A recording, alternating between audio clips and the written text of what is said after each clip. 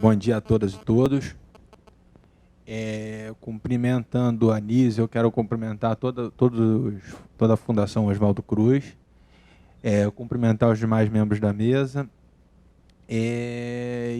já que todo mundo brincou com esse fato da mesa ser só de economistas, eu vou resgatar aqui a Joan Robson, que é uma economista da matriz pós-keynesiana, digamos assim, que ela diz o seguinte: o objetivo de estudar a economia não é adquirir um conjunto de respostas prontas para as questões econômicas, mas aprender como evitar ser enganado pelos economistas.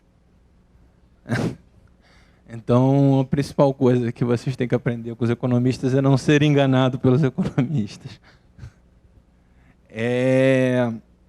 O Padula traçou que eu costumo chamar de um pano de fundo aqui para as nossas discussões. O Gadelha trouxe a questão da indústria, mas eu queria lembrar, como diz o movimento social, se o campo não planta, a cidade não janta. Então, a discussão que eu quero travar aqui é justamente essa questão do campo, da agricultura, da segurança alimentar, que isso é o diálogo com o uso e propriedade da terra dentro dessas perspectivas dos objetivos do desenvolvimento sustentável. Inicialmente, assim, o objetivo mais óbvio de desenvolvimento sustentável que a gente vai trabalhar é o objetivo de desenvolvimento sustentável número 2, que é acabar com a fome, alcançar a segurança alimentar, melhoria da nutrição e promover a agricultura sustentável. Só que também dialogando, obviamente, como foi colocado aqui no início, os objetivos de desenvolvimento sustentável é uma questão holística, você não pode olhar isoladamente outros. Mas tudo que eu vou falar aqui, pelo que está descrito, aí, pegando uma coisa descritiva do que está colocado nos objetivos do desenvolvimento sustentável, ele dialoga com outros objetivos. Que são os objetivos... Acabou desconfigurando aí, mas não tem importância não. É o 1, 3, o 6, o 8, o 10, o 12 e o 15. Isso é só para vocês, não precisa ler não, é só para vocês terem. Aliás, o PowerPoint é só para vocês não dormirem enquanto eu falo, porque aí vocês têm um lugar para vocês focarem enquanto eu falo, e vocês não precisam dormir, não precisam forçar o olho, fica mais fácil assim. E aí a nossa discussão ela vai passar por alguns aspectos. O primeiro aspecto que eu vou tratar é o aspecto do padrão de consumo e o esgotamento dos solos, da fertilidade da agricultura. Depois eu vou abordar alguns pontos da questão agrária, da questão do desenvolvimento econômico na agricultura. Eu vou fazer algumas relações da importância de uma distribuição equitativa da terra, inclusive com aspectos, por exemplo, que o Padula abordou, da geopolítica, eu vou tratar da segurança alimentar.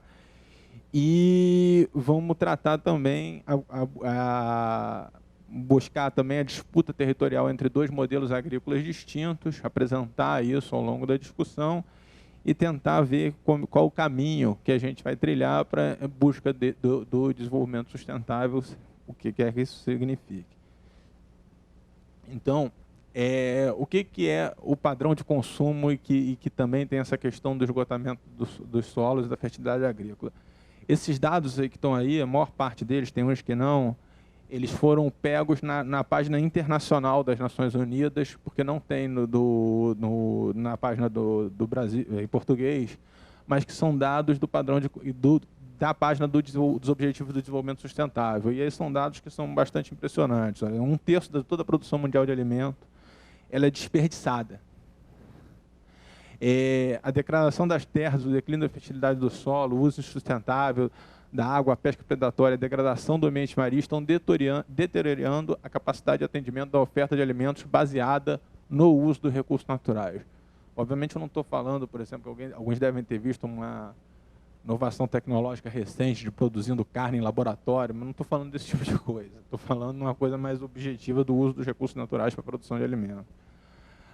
Para uma população estimada em 9,6 bilhões de pessoas em 2050, seriam necessários mais 3 planetas para garantir os recursos naturais, para garantir o atual estilo de vida com todas as suas disparidades. Menos de 3% das reservas de água do mundo são potáveis, dos quais 2,5% é congelado. Tem 1 bilhão de pessoas que não têm acesso à água. O consumo energético dos países da OCDE vai crescer até 2020, 35%. E sendo que em 2013 apenas 1/5 da energia era de fontes renováveis. Os Estados Unidos, com menos de 5% da população mundial, consomem 1/4 das reservas globais de combustíveis fósseis, 25% do carvão mineral, 26% do petróleo e 27% do gás natural. Então, esse é um padrão de consumo que a gente tem. Então, assim, essa questão da degradação dos solos, isso já está desde lá no Marx, que ele coloca assim, aqui depois eu posso até passar uma citação completa do Marx, mas a degradação dos solos ele coloca que o modo de produção do capitalismo destrói a ruína das fontes permanentes da fertilidade do solo. E aí eu quero dialogar também aqui que a gente tem, por exemplo, a questão das externalidades do uso de agrotóxicos que provocam diversos danos. E aí tem A Primavera Silenciosa, é um livro da Raquel Carson, que é um livro bem contundente, eu diria que é quase uma poesia o livro, mas que trata justamente desses impactos na biodiversidade, e todos os impactos do uso de agrotóxicos. E um ponto que eu quero tratar aqui, e aí esse livro, por ele ser meio poético, ele colocou nesse debate com uma falta de cientificidade, como se não fosse científico as críticas que eram colocadas ao modelo de produção. Obviamente que a evolução das discussões, tem inúmeros trabalhos científicos que acabaram provando que não funcionava assim. E hoje, inclusive, a gente tem o fato de que as inovações tecnológicas na agricultura, por exemplo, o uso de fertilizantes, por exemplo, na verdade é para repor nutrientes perdidos pelo próprio uso da agricultura. Pesticidas, herbicidas, na verdade, são para combater pragas resultantes de desequilíbrios do ecossistema e que, na verdade, então, as inovações não são inovações, são, na verdade, buscas de corrigir os danos que a gente gerou na própria produção de alimentos. E aí a gente tem nesse cenário as mudanças climáticas, a exploração das últimas fronteiras agrícolas, a degradação dos solos no longo prazo, que mesmo com esse avanço tecnológico, como eu disse, é corretivo, não é inovativo, ele coloca a alimentação da crescente população mundial como um dos grandes desafios da humanidade no século XXI. Podemos até brincar que do jeito que a coisa vai indo, daqui a pouco vai se retomar a discussão, como a gente revê aí por mundo afora a ascensão de protofascismos por aí, não duvido que ressurja a discussão de soluções finais para resolver o problema da alimentação. Aqui eu vou passar rapidamente, só para vocês terem, nesse pano de fundo, um resgate da discussão da questão agrária. Você teve o debate marxista, que tem o Lenin e o Kautsky, com a questão da tendência à proletarização. Depois, o Chayanov, ele mostra a resiliência do modo camponês de produção, que não era exatamente capitalista. E a discussão mais relevante, do ponto de vista da discussão internacional sobre a questão agrária, da Mann e Dixon, que apresenta a diferenciação do tempo de produção e do tempo de trabalho. O que é isso?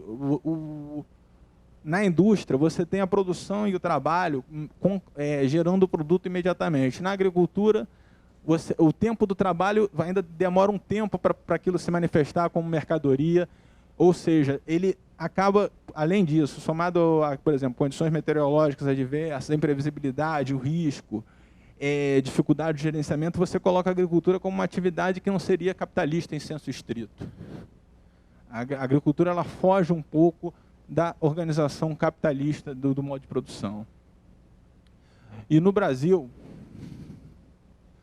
a gente tem algumas 5 visões centrais, depois todas as posteriores dessas dialogam com essas visões sobre a discussão da questão agrária.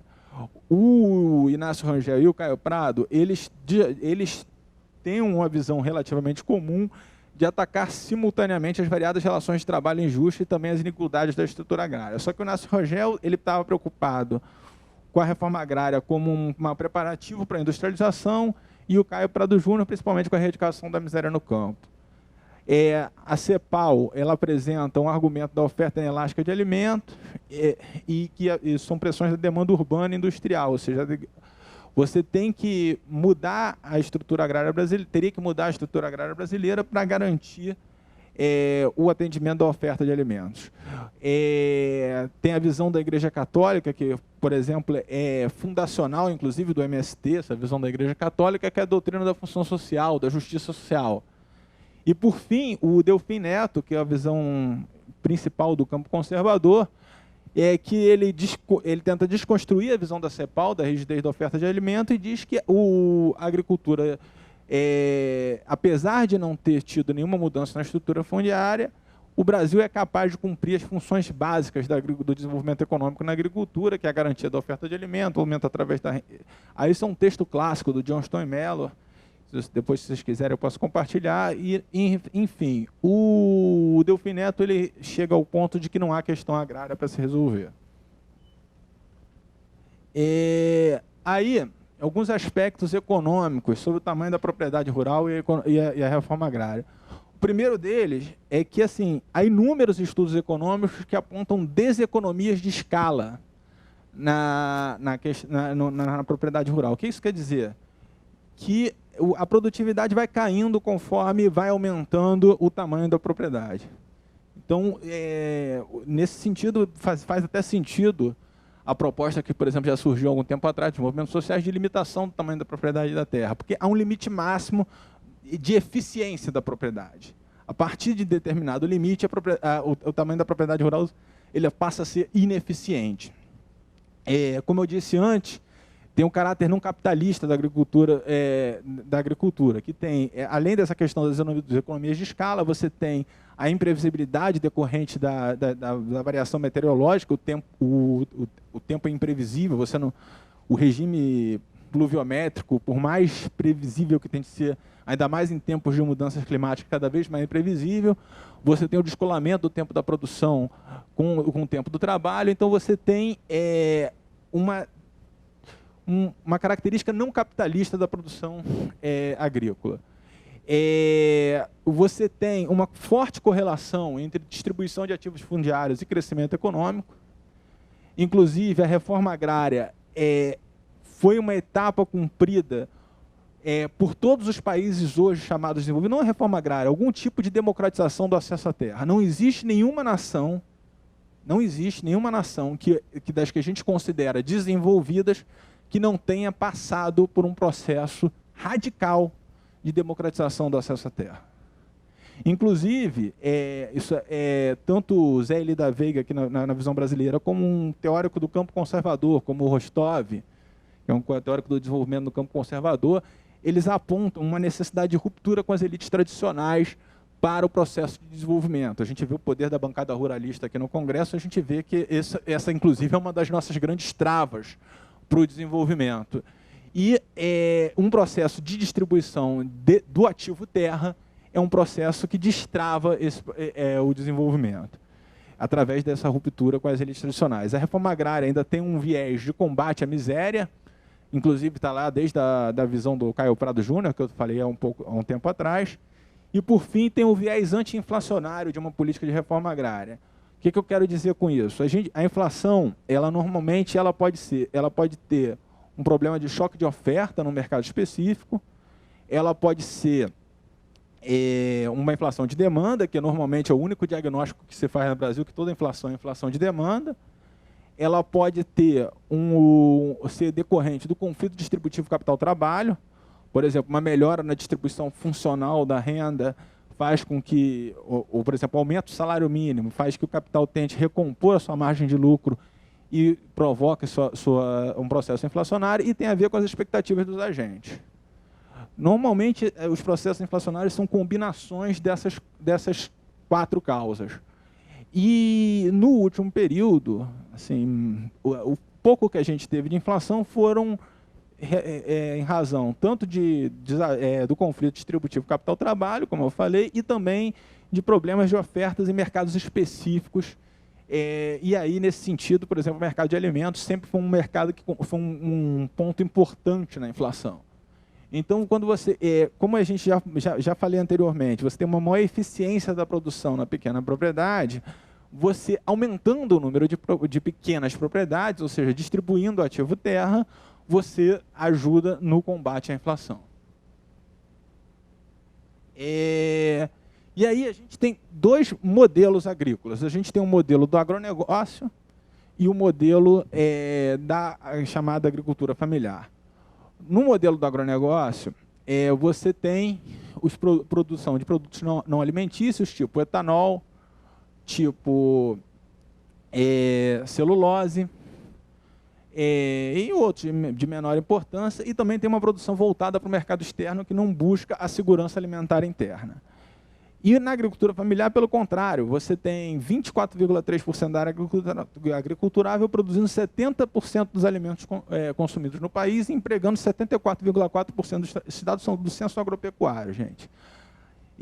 Empregando 74,4% dos trabalhadores e responsável por 38% da receita bruta da agropecuária brasileira.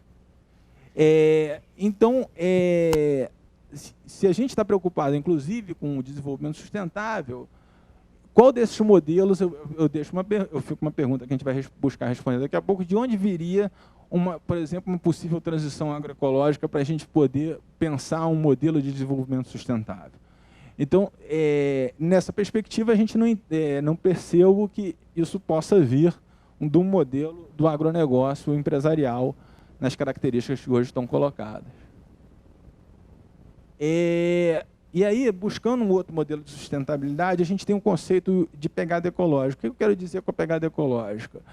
Isso quer dizer, porque a agricultura, principalmente a patronal, ela usa muito mais recursos do que os disponíveis no seu território. Então, a pegada ecológica é, digamos assim, a distância que vai buscar os recursos para trazer e produzir. Então, a pegada ecológica do modelo do agronegócio, ele é muito maior do que o modelo da agricultura familiar, que ela se resolve, se autossustenta naquele próprio território.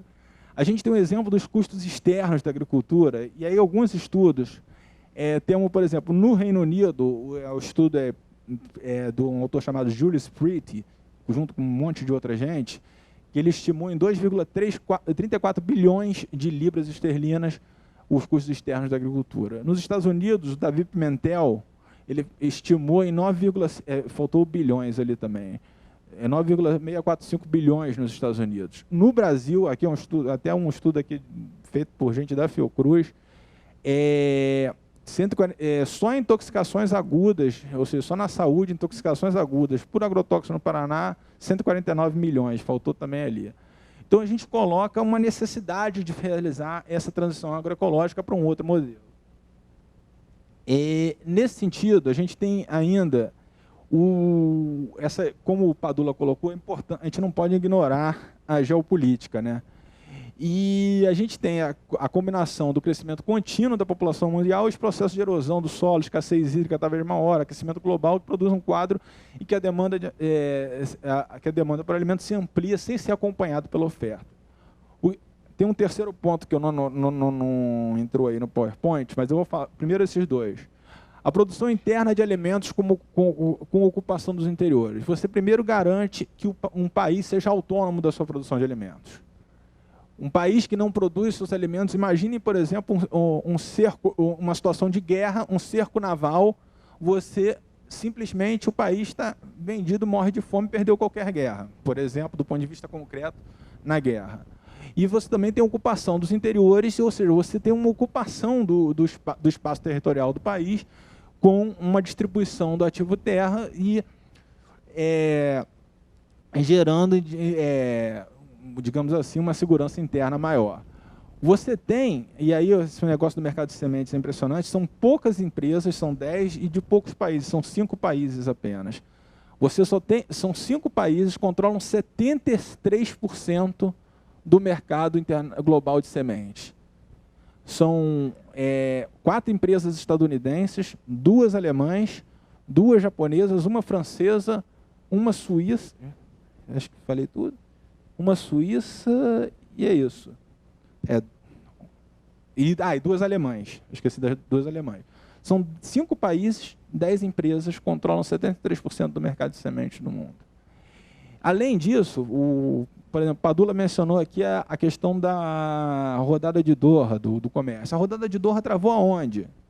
Travou justamente na questão de alimentos. E travou por quê na questão de alimentos? Porque os países centrais entendem a importância da segurança alimentar como algo estratégico para si. Segurança alimentar é algo do qual nenhum país pode abrir mão se pretende ter uma inserção internacional relevante. É preciso garantir que sua população esteja alimentada.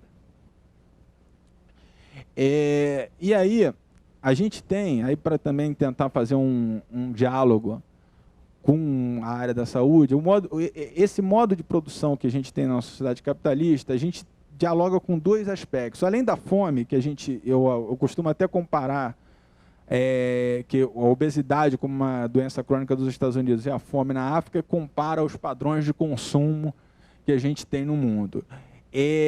A gente teria capacidade de produzir alimentos hoje, sem descontar perdas. Lembra que eu te falei que 1/3 da produção de alimentos no começo é desperdiçada, mas a produção de alimentos hoje seria capaz de suprir uma dieta de quase 2.800 calorias, a produção hoje de alimentos. Sem descontar as perdas pós-colheitas, a gente seria capaz de produzir uma dieta de até 4.600 calorias hoje. Obviamente que isso não ocorre. Eu trago aqui, eu botei ali no começo as 5 liberdades instrumentais da Amartya Sen, porque o que é a segurança protetora? É garantir que as pessoas não morram de fome. A gente fica... porque tem muita gente que discute desenvolvimento, gosta de trazer o Amartya Sen, essas coisas, aí eu trago só para dizer que as pessoas estarem vivas é a mais importante das liberdades. Ou seja, precisa ter alimento, precisa ter comida. E aí, além disso, a questão da obesidade tem a questão também desse modo de produção, que a gente come rápido, não tem tempo. Você prefere, por exemplo, comer muitas vezes, aqui no Brasil é muito comum, a pessoa não tem tempo nem de almoçar, come aquele lá no centro tem R$2, né, o salgado com refresco, aquela barraquinha. A pessoa come aquilo, não almoça, e isso vai gerando um processo de obesidade. Tem um desperdício muito grande. E, nesse sentido, tem um diálogo que é importante trazer, que o Cacá Diegues, ele fez uma crônica que ele cita o surgimento do Homo ricus, que é um melhoramento genético, acesso superior. As elites acessariam serviços de genoterapia que provocariam um melhoramento genético e seriam superiores, e depois caçariam Homo sapiens. É uma crônica sobre isso. Mas essa elitização que o Cacá Diegues ele faz na forma de crônica já é uma coisa real, por exemplo, com acesso, por exemplo, aos alimentos orgânicos que têm um preço diferenciado. Pouca gente tem acesso hoje a alimentos orgânicos, você já tem pessoas das elites menos expostas a alimentos com maiores danos à saúde. Vamos tentar. E aí, esse final vai ser meio corrido, mas assim, qual o caminho provável do Brasil? A gente tem a emenda constitucional número 95, que é o teste dos gastos, e que provoca um ajuste e desmonte de políticas públicas. A seguir, tem uma tabela, só que você não vou nem entrar nessa tabela, mas isso aqui só mostra que o corte brutal de políticas públicas. Só para dar alguns exemplos, você tem um programa de aquisição de alimentos, que é um programa estratégico de compra direta do governo federal, que você... O orçamento por exemplo, na modalidade compra com doação simultânea, o orçamento para o ano que vem é 0,24% do orçamento atual. Você teve o Bolsa Verde, que é um programa que incentiva a sustentabilidade ambiental, que foi extinto, tem 0 orçamento para 2018. Então, enfim, depois vocês podem olhar a tabela, os cortes são brutais no orçamento de diversas políticas públicas, e isso não dá uma perspectiva de alcançar nenhum objetivo do desenvolvimento sustentável, porque são as políticas que poderiam estar fortalecendo um sistema da agricultura familiar, de uma produção alternativa. Aqui só citando alguns outros cortes, mesmo a agricultura patronal, olha só, o mapa teve um corte de 1,1 bilhão em 2015, 2017 para menos de 46 bilhões. Ou seja, não tem nenhuma preocupação em garantir a segurança alimentar do povo brasileiro nessa perspectiva. Mas aí a rota alternativa também. A gente apresentou o cenário provável, mas tem uma rota alternativa. E eu pego o Darcy Ribeiro.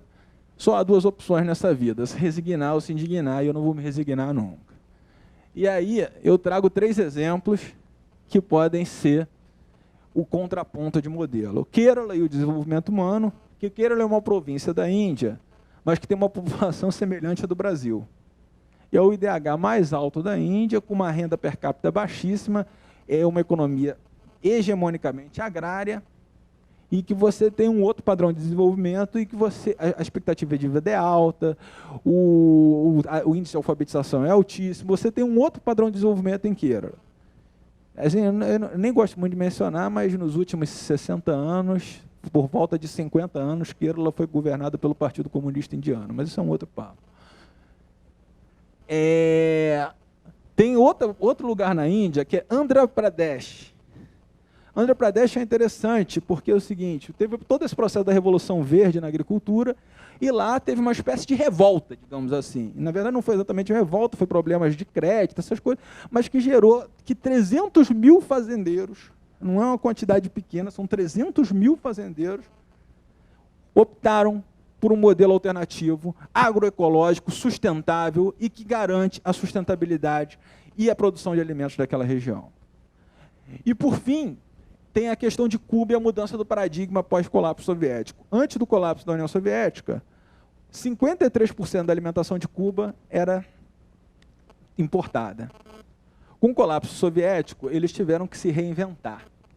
E essa reinvenção passou por uma reestruturação através de cooperativas dos camponeses e agroecologia. Cuba, hoje, é uma referência mundial na questão agroecológica, e garante a oferta de alimentos para o seu país, inclusive em alguns setores chegando a exportar.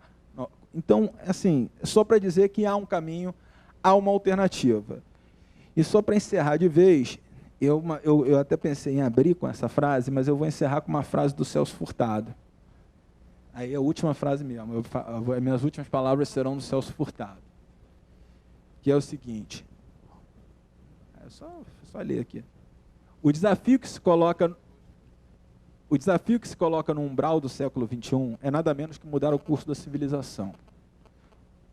Deslocar o seu eixo da lógica dos meios a serviço da acumulação, num curto horizonte de tempo, para uma lógica dos fins em função do bem-estar social, do exercício da liberdade e da cooperação entre os povos. Devemos nos empenhar para que essa seja a tarefa maior dentre as preocupações que os homens no decorrer do próximo século. Estabelecer novas prioridades para a ação política em função de uma nova concepção de desenvolvimento, posto ao alcance de todos os povos e capaz de preservar o equilíbrio ecológico. O espantalho do subdesenvolvimento deve ser neutralizado. O principal objetivo da ação social deixaria de ser a reprodução dos padrões de consumo das minorias abastadas para ser a satisfação das necessidades fundamentais do conjunto da população e a educação concebida como desenvolvimento das potencialidades humanas nos planos ético, estético e da ação solidária. A criatividade humana, hoje orientada de forma obsessiva para a inovação tecnológica a serviço da acumulação econômica e do poder militar, seria reorientada para a busca do bem-estar coletivo, concebido este como a realização das potencialidades dos indivíduos e das comunidades vivendo solidariamente.